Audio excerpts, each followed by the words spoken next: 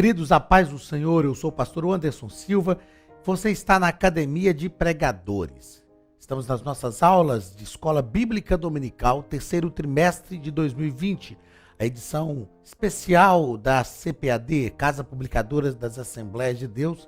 Estamos estudando sobre o livro de Esdras e o livro de Neemias, sobre a restauração depois do cativeiro babilônico, a restauração do povo de Israel. Na aula de hoje, estudaremos a lição de número 10, dia 6 de setembro de 2020.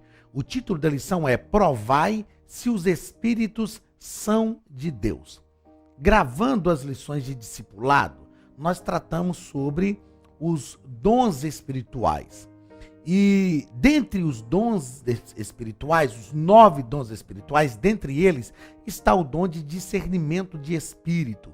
Eu sempre digo que um dom que é essencial, necessário, essencial, importantíssimo para a igreja nos dias em que nós vivemos, a igreja em todos os tempos, mas principalmente nos dias em que nós vivemos, é o dom de discernimento de espírito, porque só através do espírito, nós podemos compreender algumas coisas que acontecem no mundo espiritual. Sem dúvida, o dom de discernimento de espírito nos faz compreender coisas do mundo físico também, não é? Do nosso dia a dia, do nosso cotidiano, mas principalmente entender o mundo espiritual. É importante entendermos se os espíritos são de Deus, se o espírito é de Deus ou não, se a profecia é de Deus ou não, qual a origem, em que estão fundamentadas algumas ações de algumas pessoas com as quais nós lidamos enquanto agentes ativos do reino de Deus. Isto é importantíssimo para a nossa vida. Então vamos à nossa aula. O texto áureo está em 1 João, primeira epístola de João, capítulo 4 e versículo 1. Amados, não creiais em todo o espírito, mas provai se os espíritos são de Deus. Porque já muitos falsos profetas se têm levantado no mundo. O apóstolo João teve esta preocupação com a igreja. Falar sobre esses falsos profetas que aparecem no seio da igreja, sobre o espírito do anticristo. E aqui, mais uma vez, ele aconselha-nos a provar todo o espírito. Não creiai em todo o espírito, mas provai se os espíritos são de Deus. Nós podemos provar, sem dúvida também, para compreendermos se os espíritos são de Deus ou não, já que eu falei agora há pouco sobre o dom de discernimento, nós precisamos estar ligados a Deus. Precisamos compreender Deus, entender Deus, a ação de Deus. Esta comunhão que nós nutrimos com Deus vai nos fazer compreender se os espíritos são de Deus ou não. Verdade prática. Através dos dons espirituais, a igreja discerne os espíritos enganadores. Só através desse dom de discernimento. Ponto central da lição. O discernimento espiritual é essencial para a saúde espiritual da igreja. Por que é essencial para a saúde espiritual da igreja? Porque, tendo discernimento espiritual, nós não vamos aceitar qualquer coisa. O líder, principalmente, precisa disso. O líder tem que ver mais adiante. Ele tem que ver além do povo. Né? E aí ele vai conseguir proteger a igreja de muita coisa. Afinal de contas, o pastor é o anjo de Deus sobre a igreja. Objetivo da nossa lição, objetivo geral, levar os alunos a refletirem sobre como discernir os espíritos e julgar a profecia. Nós vamos ver aqui que as profecias podem ser julgadas, podem ser provadas. Objetivos específicos: destacar o cuidado que devemos ter com os falsos profetas, ressaltar que a Bíblia revela a existência dos falsos profetas, salientar que devemos julgar as profecias, mostrar por que devemos julgar as profecias e pontuar como devemos julgar as profecias. Leitura bíblica em classe está em Neemias capítulo 6, versículos 10 a 14, e primeira carta aos Tessalonicenses, capítulo 5, versículos 20 e 21, e também primeira carta de Paulo aos Coríntios, capítulo 14 e versículo 9. Esse texto do capítulo 6 de Neemias, para mim é um texto magnífico. A gente vai perceber o caráter de Neemias aqui, a ação, quem era esse líder, a gente vai perceber aqui nesse texto. Entrando eu em casa de Semaías, filho de Delaías, filho de Metabel, que estava encerrado, disse ele: vamos juntamente à casa de Deus, no meio do templo, e fechemos as portas do templo, porque virão matar-te. Sim, de noite virão matar-te. Olha a resposta de Neemias. Nossa, que magnífico. Porém, eu disse: um homem como eu fugiria? Neemias está dizendo: não, você não me conhece. Você está se enganando comigo. Você está me confundindo com alguém, meu amigo. Um homem como eu fugiria? Quem há como eu que entre no templo e viva? De maneira nenhuma entrei. Duas coisas eles estavam querendo aqui. Que Neemias se acovardasse, fugindo. Mas ele ia fugir para o templo. Templo não é lugar de fugir. Templo é lugar de ir para adorar a Deus. Templo não é lugar de fugitivo, não. Templo é lugar de quem quer adorar. Segunda coisa. Quando Neemias diz: e quem há como eu que entre no templo e viva? Só o sacerdote podia entrar. Só o sacerdote. E entrar no templo aqui, esse entrar aqui está falando do lugar onde só o sacerdote podia ir. Se Neemias entra não sendo sacerdote, automaticamente ele seria reprovável. Então, a gente tem que entender isso e ter esta coragem de não se acovardar. Olha o discernimento de Neemias. E conheci que eis que a mão do Senhor era... Eis que não... Vamos voltar. Falei o negócio, estou raciocinando no que eu falei e lendo o texto de forma equivocada. E conheci que eis que não era Deus quem o enviara. Discernimento. Não era Deus que estava falando através dele. Mas essa profecia falou contra mim, porquanto Tobias e Sambalate o subornaram.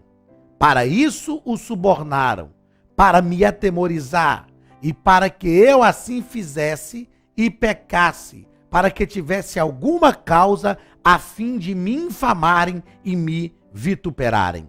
Aí ele ora dizendo: lembra-te, Deus, de Tobias e de Sambalate, conforme estas suas obras, e também da profetisa Noadias e dos mais profetas que procuraram atemorizar-me.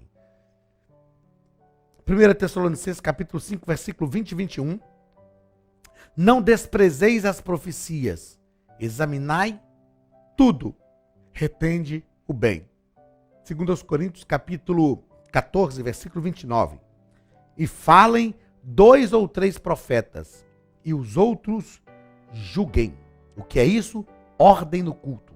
Paulo está ensinando a igreja de Corinto a ter ordem no culto. Veja bem, como aconteceu numa outra lição nossa, esta e a próxima também, nós temos 5 pontos. Então, nós precisamos fazer um voo rasante sobre a lição aqui, tendo em vista o tempo, né? Então, vamos lá, eu vou falar e dando aqui alguns subsídios para o professor de escola dominical, explicando também algumas coisas, né? O comentarista propõe, mas vai ser uma aula onde nós vamos fazer a abordagem dos pontos de forma mais rápida. Primeiro ponto: cuidado com os falsos profetas. Primeiro parágrafo: os samaritanos observaram que os judeus davam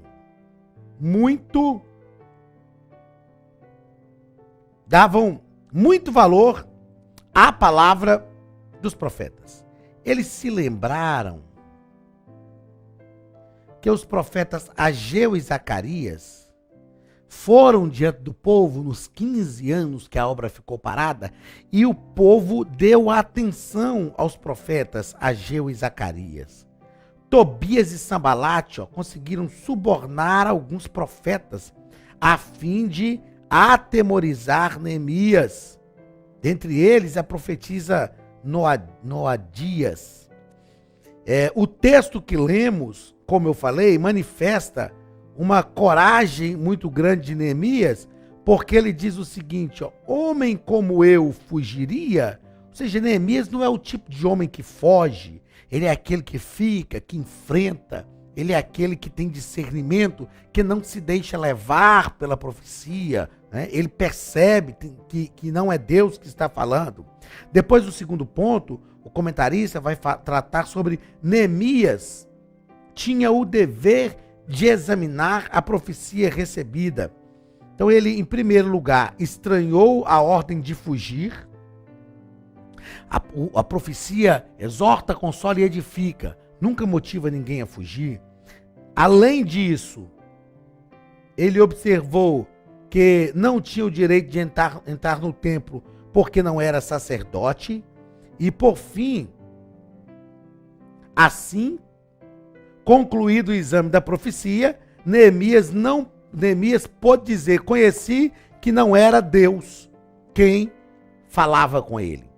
Eu observei aqui o seguinte, nenhuma profecia verdadeira pode quebrar princípios. Aqui nós temos um filtro espiritual muito importante para entendermos se a profecia é de Deus ou não. Nenhuma profecia verdadeira pode quebrar princípios divinos. Nós vamos aprender aqui que nós julgamos a profecia pelo crivo da Bíblia, pelo crivo da palavra de Deus. A gente não julga se a gente gostou, se não gostou, se foi agradável ou não, o que eu acho, não. A gente julga pelo crivo da palavra de Deus. Irmãos, o que nós temos hoje de pessoas que vão se envolvendo com profecia, que busca profecia, que quer profecia. Tem gente, não, a gente tem que procurar profeta para a gente saber a vontade de Deus. Permita-me dizer uma coisa a você. Se nós queremos saber a vontade de Deus, nós não precisamos procurar profeta, não, ai. Para saber a vontade de Deus, nós precisamos examinar a Bíblia, a palavra de Deus. E em segundo lugar, nutrir a nossa comunhão com Deus. As profecias são dadas por Deus para exortar, consolar e edificar.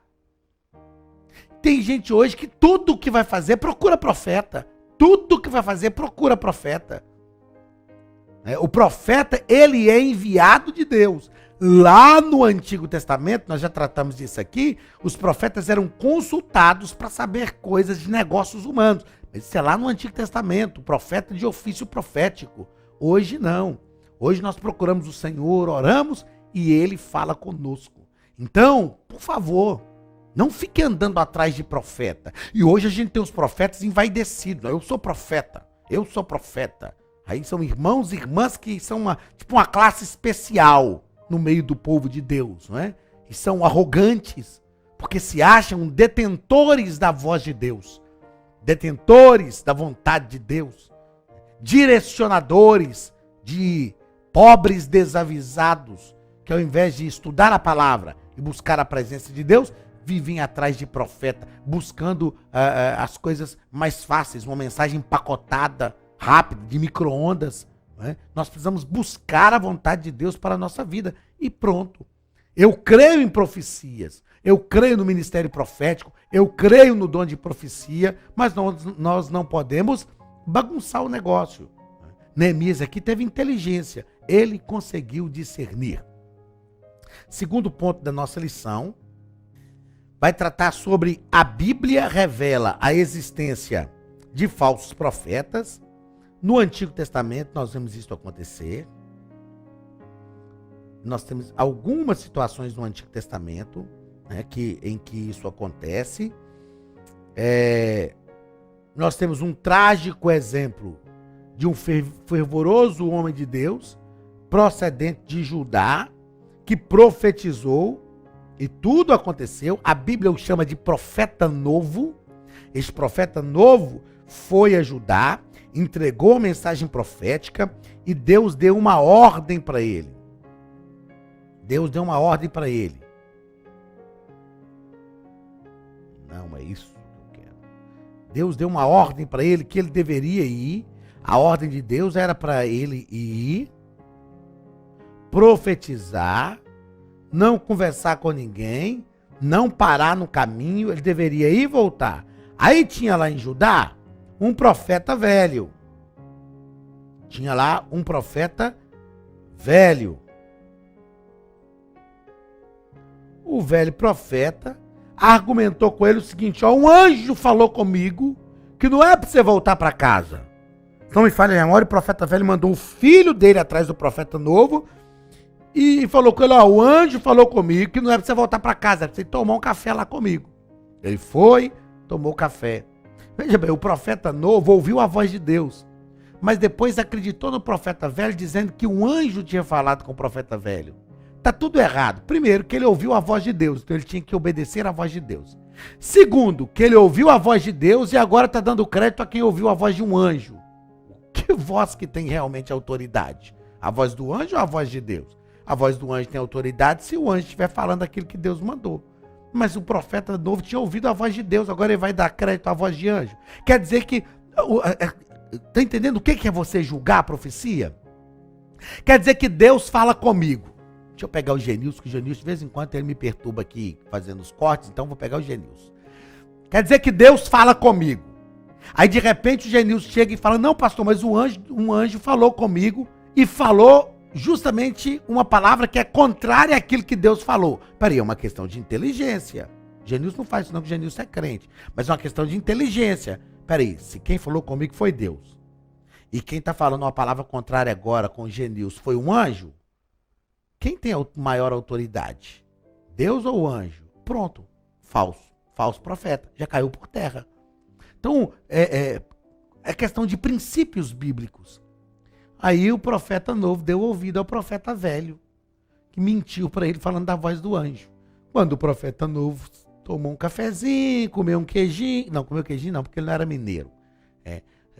Tomou um cafezinho, na hora que ele está indo embora, um leão saiu do mato e comeu. Ou seja, profeta que não sabe julgar a profecia e entender que o que Deus falou com ele é maior do que o que um pseudo-anjo fala com alguém, vira papá de leão. Virou papá de leão. Acabou. No Antigo Testamento também, o nosso comentarista coloca mais 2 casos pra gente aqui, ó. Nos dias de Jeremias, que haviam falsos profetas, Jeremias fala sobre isso. Depois, no caso do rei Josafá, esse do caso do rei Josafá também é interessante, né? Acabe chama Josafá para ajudá-lo a guerrear. E quando Josafá chega, tem lá uma corrumaça de profeta, um bando, porque aquilo não era profeta, aquilo era um bando. Um bando de profeta, todo mundo profetizando a favor de Acabe. Só coisa boa, coisa boa, coisa boa. Aí Josafá olha aquele negócio assim, tipo mineiro, assim, que eu sou meio desconfiado. Mas não tem nenhum profeta de Deus no meio desse negócio aí? Não tinha, porque aquilo não era profeta, aquilo era um bando. Tem um Micaías aí. Acabe falando com ele: rapaz, tem um Micaías aí, mas seguinte, rapaz, Micaías só fala uns trem pra mim que me aborrece. Não, então traz esse profeta aí. Então traz esse profeta de Deus aí, porque esse aí é diferente. Vem a pergunta. Eu acho magnífica essa pergunta do rei Josafá. Não há aqui algum profeta do Senhor? Josafá ouve aquele negócio e fica desconfiado. Não é possível. Não é possível que todo mundo só fala bem, só fala que vai dar certo, só fala que é só vitória, é só vitória. Logo com Acabe, com essa vida toda avacaiada, marido de Jezabel, camarada todo perturbado. Não é possível que esse negócio vai estar tão bom desse jeito. Aí ele diz: não, vamos ouvir um profeta de Deus, vamos ver o que o profeta de Deus tem para falar. Porque o que o profeta de Deus fala pode não ser aquilo que é mais agradável, mas é aquilo que Deus tem para falar. Então é melhor ouvir aquilo que Deus tem para falar, mesmo sendo agradável, do que ouvir falso profeta. E ainda o comentarista cita a questão, outros profetas, né? Falsos, que viviam em Jerusalém nos dias de Neemias. No Novo Testamento, a Bíblia vai citar em Apocalipse.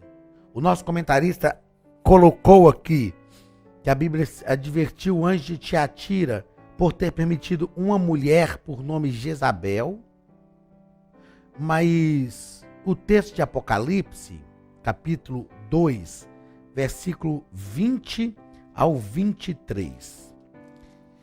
Apocalipse, capítulo 2, versículo... A você que é professor de escola dominical, ó. Tenho, porém, contra ti o tolerares que esta mulher, Jezabel, que a si mesmo se declara profetiza. Alguns comentaristas dizem aqui que Jezabel não era o nome dessa mulher, era o espírito de Jezabel que estava sobre ela. Não é? Então, o nosso comentarista aqui, lógico, o nosso saudoso pastor Eurico Bergsten, que fez um excelente comentário, né, dessa revista há 27 anos atrás, mas é bom a gente observar isso aqui, porque alguns comentaristas, eles afirmam que não era uma mulher chamada Jezabel, que era uma mulher que tinha o espírito de Jezabel e que se dizia profetiza, ok? No Novo Testamento também, a Bíblia adverte, principalmente o apóstolo João, vai nos advertir que apareceriam falsos cristos. E ele vai dizer, inclusive, que esse espírito do anticristo estaria presente nos nossos dias. E ele vai advertir-nos a respeito disso. Terceiro ponto, devemos julgar as profecias. É lógico que ao julgar as profecias, eu repito, nós precisamos pedir a Deus espírito de discernimento. Discernimento. Então, quando nós pedimos a Deus o espírito de discernimento, nós conseguimos compreender se as profecias são de Deus ou não. Primeiro parágrafo. Deus quer a sua igreja revestida com todos os dons do Espírito Santo. Sem dúvida nenhuma, todos os dons do Espírito Santo são importantes. Como eu disse na nossa palavra introdutória aqui para a aula de hoje, nesse trimestre está rodando essa revista, edição especial, e gravamos também a revista de Discipulado 1. E na revista de Discipulado 1, em uma das aulas, nós tratamos sobre os dons espirituais. E é importante a gente ter uma igreja onde nós temos a manifestação de todos os dons. A igreja de Corinto era assim. Embora a manifestação de todos os dons na igreja não é um impeditivo para que a gente viva problemas no contexto de igreja. A igreja de Corinto também prova isso. Mas é vontade de Deus que nós realmente sejamos uma igreja onde todos os dons se manifestem. Segundo parágrafo, o comentarista vai tratar sobre o despertamento, renova os dons. Então, esse despertamento espiritual traz realmente um renovo de Deus em relação a estes dons. E ele vai nos deixar claro também que nenhuma mensagem tida como profética está isenta de exames por parte da igreja. Nenhuma.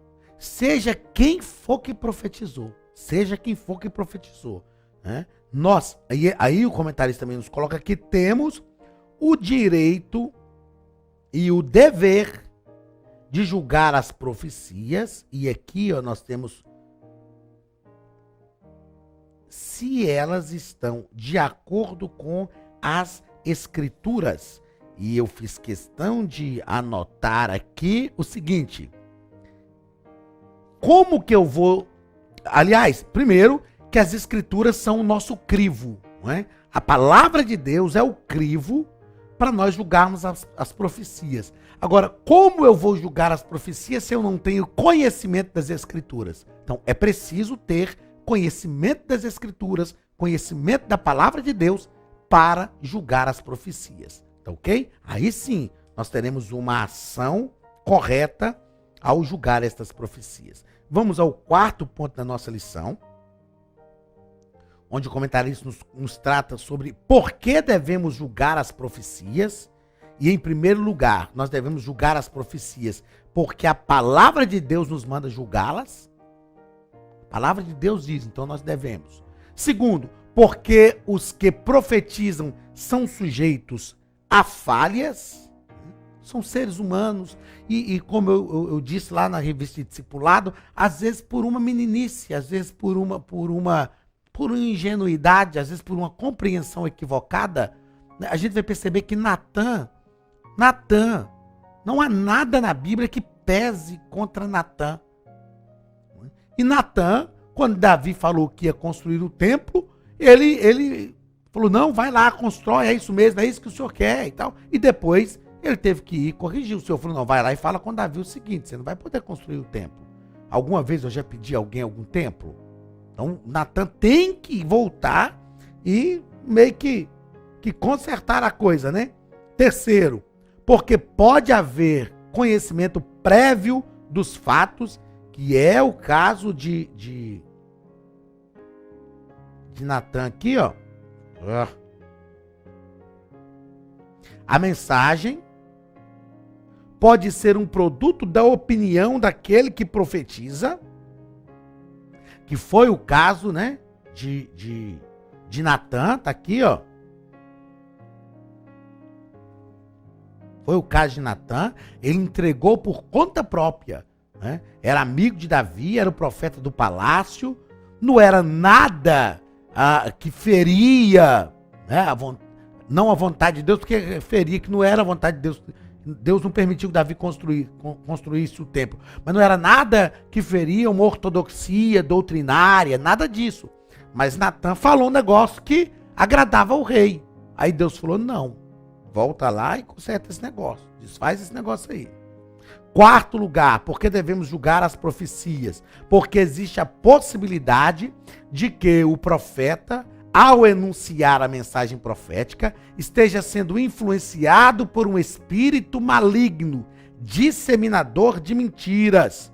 E aí nós temos novamente a questão de Josafá e Acabe. Se você ler o texto aí de 1 Reis, você vai perceber que a Bíblia diz, principalmente no versículo 20, 21 e 23, a Bíblia diz que chegou um espírito diante do Senhor e disse, olha, eu vou entrar nos profetas e vou influenciá-los, um espírito de mentira. Sem dúvida, pode haver sim esta possibilidade do profeta estar sendo influenciado por um espírito de mentira. E aquele espírito de mentira influenciou os profetas, eles profetizaram favorável a Acabe e, na verdade, Acabe acabou morrendo naquela batalha e Deus matou Acabe, na verdade, não é? Mas no versículo 1 Reis, capítulo 22, versículos 21 e 23, vai falar sobre isso. Um espírito de mentira compareceu diante do Senhor e disse que influenciaria os profetas de Acabe. Quinto e último ponto. Como devemos julgar as profecias? Primeiro, examinando as escrituras. Nós já tratamos disso aqui, já falamos, mas só que para a gente tratar de acordo com o que fala o comentarista, uma profecia jamais pode estar em conflito com a palavra de Deus. Nunca, nunca. A palavra de Deus é o crivo. Eu anotei aqui que o princípio básico, um princípio básico aqui das profecias é que elas estejam de acordo com a palavra de Deus. Ah, mas isso é uma revelação especial que Deus me deu. Nenhuma revelação pode ser extra-bíblica. Aliás, pode ser antibíblica, porque extra-bíblica pode. Né? O que é extra, uma revelação? O que é aquilo que é extra-bíblico? É aquilo que não está na Bíblia. Nem tudo que é extra-bíblico é antibíblico. A pessoa pode ter uma revelação extra-bíblica? Pode. Mas pode ser antibíblica? Não, de forma alguma. Segundo ponto, nós julgamos através do dom de discernimento, devemos buscar incansavelmente receber este dom, e eu notei aqui que é uma necessidade atual da igreja receber o dom de discernimento, e o comentarista coloca também que a profecia se conhece pelo seu sabor. É lógico que eu entendo que o nosso comentarista colocou isso aqui de forma metafórica, mas o comentarista cita um texto de Juízes, capítulo 12, versículo 6, que,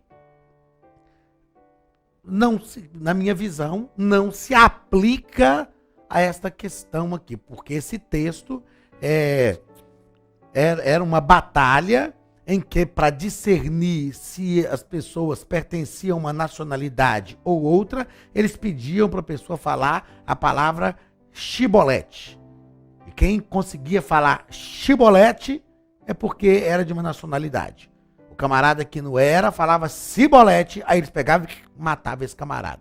Então, eu vejo que, hermeneuticamente falando, esse texto de Juízes, capítulo 12, versículo 6, não se aplica, não é aplicável aqui, mas eu entendo o posicionamento do comentarista, eu entendo o que ele quer nos dizer aqui, falando que a profecia se conhece pelo seu sabor, ou seja, a gente que é crente, que serve a Deus, quem tem o Espírito de Deus, eu falo que tem o faro apurado, e aqui, conforme o comentarista nos diz, tem o paladar apurado para isso. Mas esse texto aqui, eu vou fazer questão de ler, para que todos me entendam, porque realmente tem algumas coisas que hermeneuticamente falando, não dá para a gente, né, afirmar. Por exemplo,